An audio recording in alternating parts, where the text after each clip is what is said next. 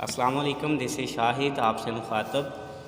تو میں آج اس عورت کے متعلق کچھ کہنا چاہوں گا، اگر کسی کو بری لگے تو معذرت، لیکن حقیقت کچھ اسی طرح سے ہے۔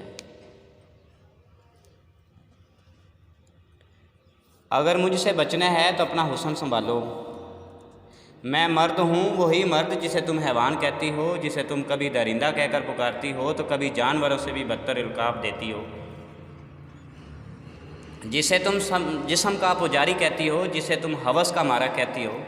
میں مرد تیری ان سب باتوں کا اعتراف کرتا ہوں۔ میں حیوان ہوں، درندہ ہوں، جسم کا پجاری ہوں۔ مرد آگ ہے اور عورت یہ بات جانتی ہے۔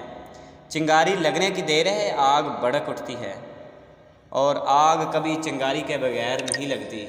قصور کس کا، آگ کا یا چنگاری کا؟ فیصلہ آپ کریں۔ میں نے روزہ رکھا، کام کے لیے بازار آیا کہ اچانک خوشبو آنے لگی۔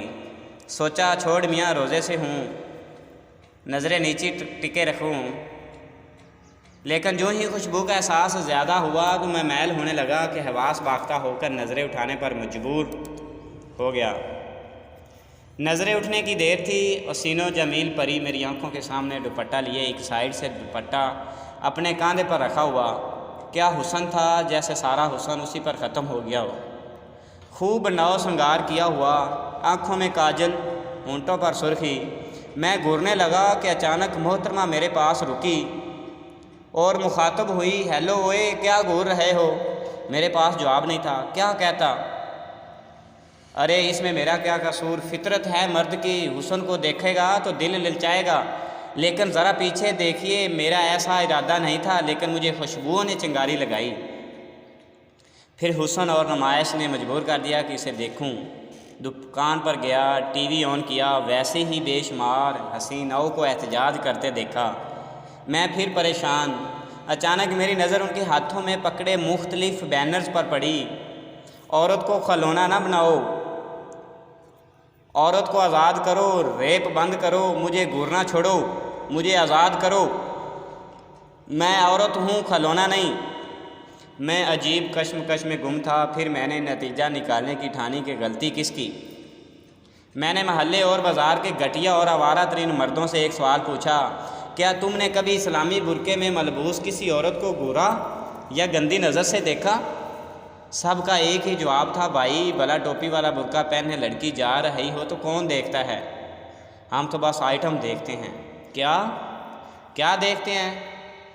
ایک لڑکی نے لائن دی، بات چیت پر پہنچی، بنا کہے اپنی تصویر بھیج دی۔ مرد نے تعریف کی، پھر کچھ ہی دنوں میں تصویر مانگی تو بنا دوپٹے کے یا گلے میں دوپٹہ لیے تصاویر کی لائن لگ گئی۔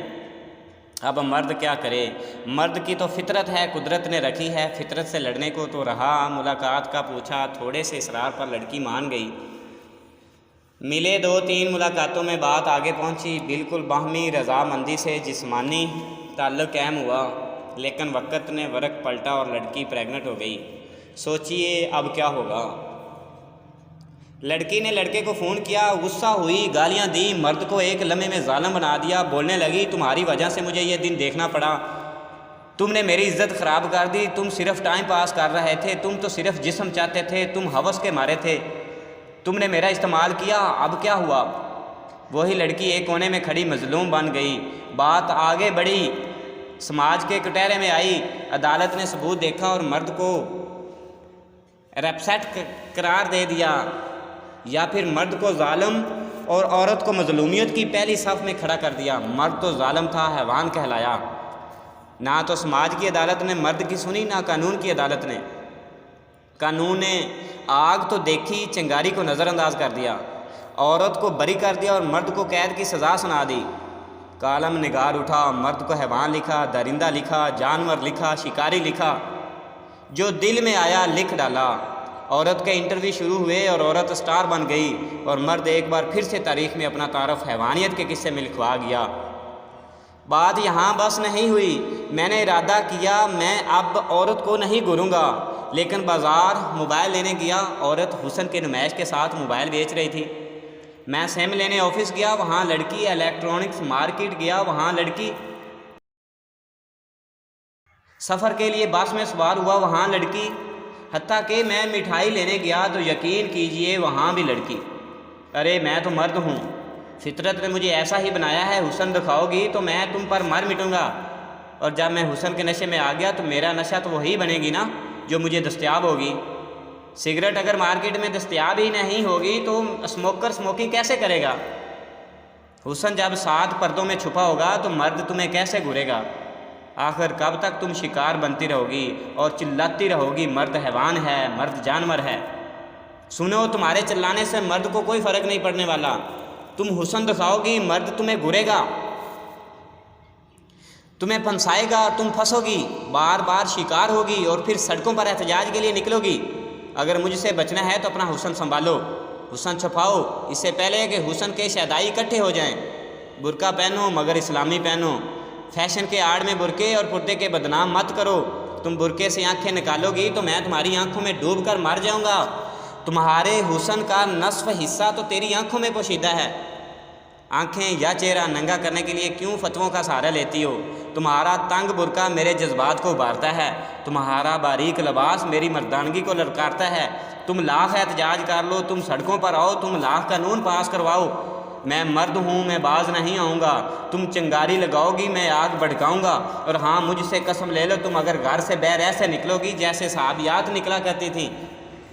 چادر اتنی لمبی کہ زمین پر گھسٹ رہی ہے اور دیوار کے اتنا ساتھ چل رہی ہوں کہ تمہاری چادر دیوار سے گھسیٹ رہی ہے۔ خدا کی قسم تمہیں کبھی کوئی نہیں گھورے گا، یہ میرا وعدہ ہے۔ خود کو سدھارو اور سنبھالو، خود کا حسن چھپا کے گھر میں رکھ، تجھے کوئی دیکھ جائے تو مجھے آ کر کہنا کہ واقعی کسی نے غلط